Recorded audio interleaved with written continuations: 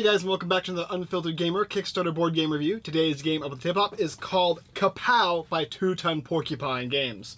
In Kapow, you're going to be playing with 2 players, so if you have 2 versions of the game, you're going to be able to play up to 4. It's for ages 10 and up, and about 10 to 15 minutes to play the game.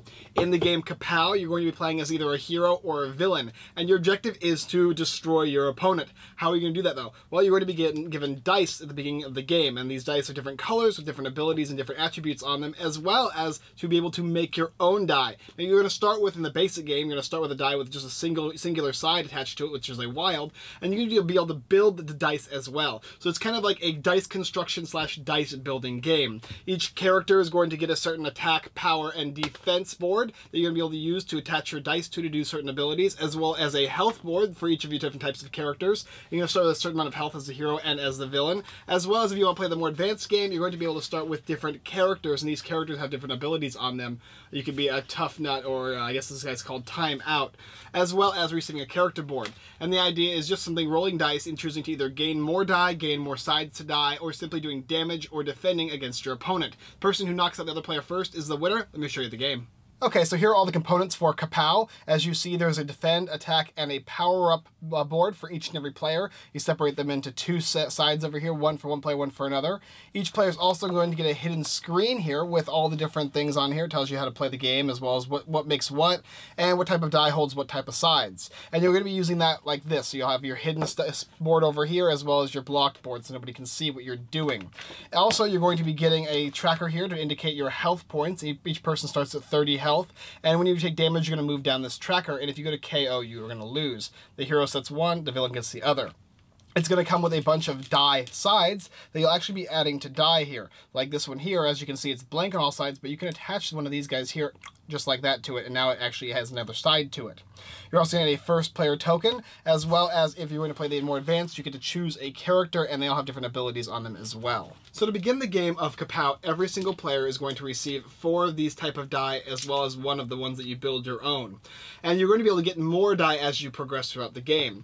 Now, when you have the first player action token here, you're going to be attacking first, and the defending player will be using its defense board, which means that you're going to want to put more stuff on defense usually during the turns that you're not first players. But the idea is you put any of your die you want after you've rolled them onto any of the locations you've so decided, and then you're going to then go throughout the attack versus defense, and then my attack versus your defense, and then everybody's going to be using power-ups, and some power-ups can be used anytime that you want them to be used. Other ones are going to be used at the end of the turn when you're collecting new die, adding new sides, and thus forth.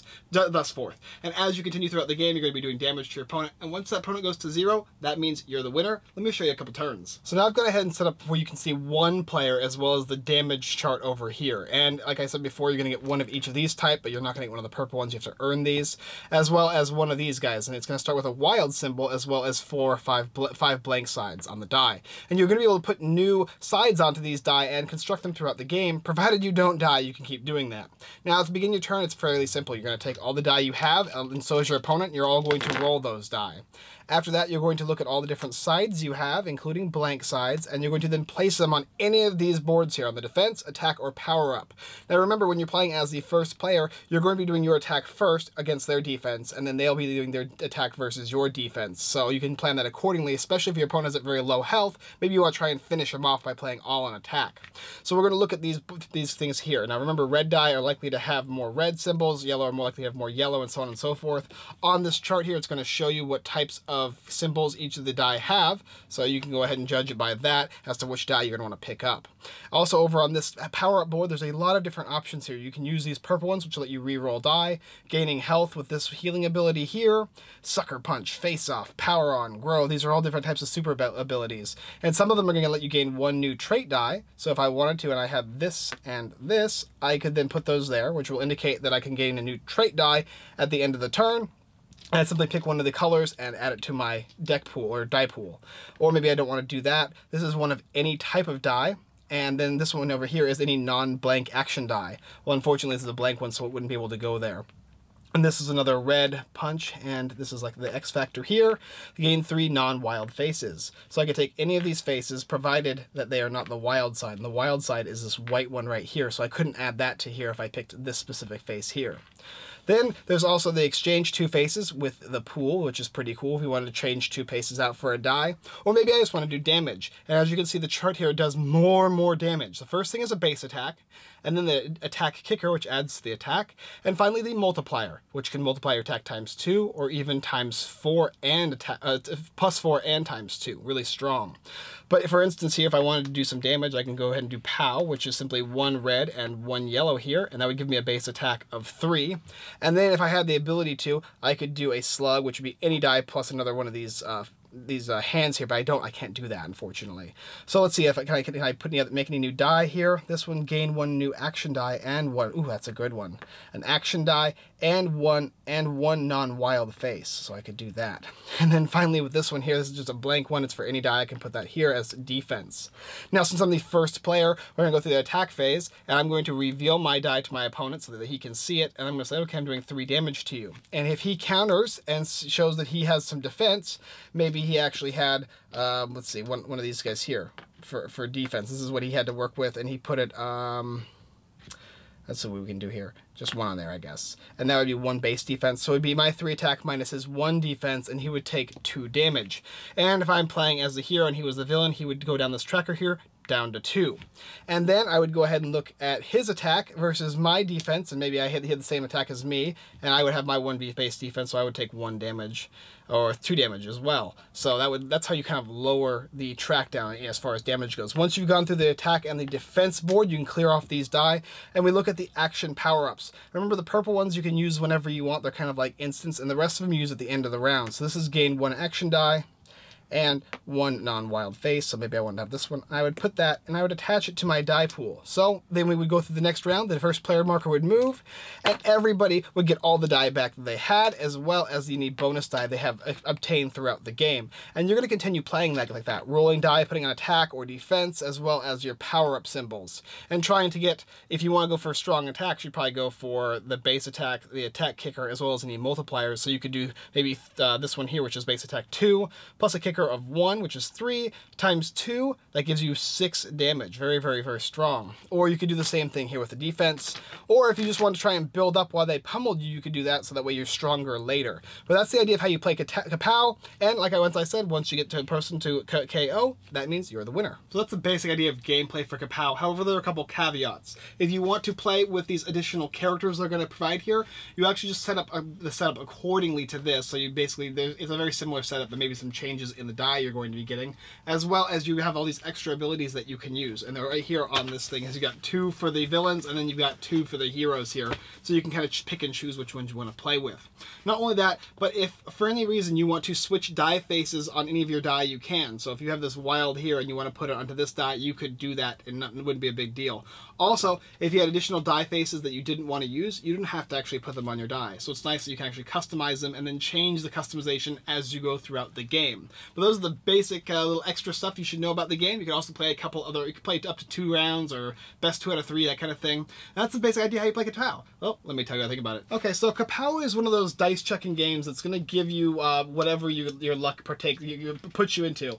What makes it very interesting though is this little power-up board here, and this power-up board is going to allow you to get new die as well as make your own die. And making your own die is similar to what the Two-Face said in the Batman movie, right? I make my own luck. And making your own luck in this game is the most important thing you can do. Now you could go for the full frontal assault and hit as fast as you can, as much as you can, and that would be very good, except for the fact that maybe your opponent goes to 8 life and then he never takes damage again because he spent the entire time building up his die pool to negate the fact that you've been doing so much damage to him. Or perhaps he's been focusing on defense and building while you've been focusing on attack and building, and then you're not going to be doing as much damage to him as you would like. And the same can be said in the opposite direction. Maybe you've done enough damage to him over time to where he's not going to have time to catch up, even with the amount of die he's going to be gaining at the end of the game. If the game were just a simple dice roller where you're just gaining new die and then just keep chucking them, I would say it's not so good. However, because it included this extra little make your own die, which is so cool and so unique, adding in the different wild faces, and all the different other faces you can attach to it. And then not only that, but customizing it as you play and changing it. Maybe you want to make one die your attack die, but you just can't get all enough attack symbols to begin with. And so you get to switch those all around and then say, okay, this is now my attack die. I'm always going to get attacks on this die, and I'm going to guarantee myself damage against my opponent. Also, the fact that you can get an extra copy of the game and play a 4-player game, I think that would be really cool. Now, I didn't get to play 4-player, but I did get to play the 2-player, and it was really fun all on its own. However, I think making that little team up mechanic, I'd like to see how that would work, and I'd be very interested in checking it out. The artwork is okay for what artwork there is. It's kind of a comic booky style, like old Batman meets Joker, the old style, as far as kapow, boom, bang, that kind of thing. And it does work for the game, especially because every time I would chuck the dice, I'd go bam, ha! You know, we'd make those big loud noises and attacking each other.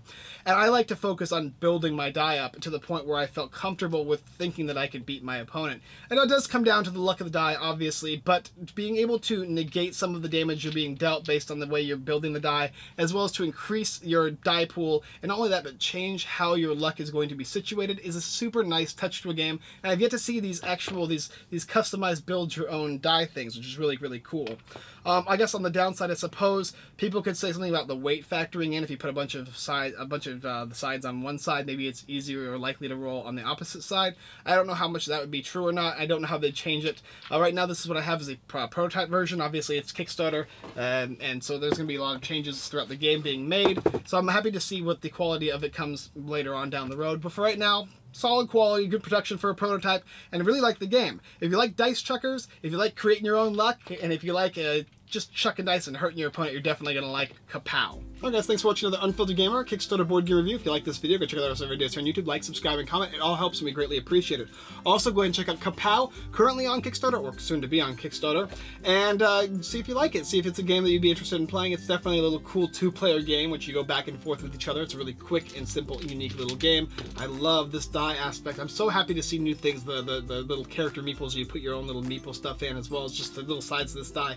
New and innovative things people are thinking of. Good on them. Also, go and check out our website, unfilteredgamer.com. Tons of blog posts, giveaways, Kickstarter lists, as well as we're giving away the 7th continent. So if you're interested, go ahead and check that out.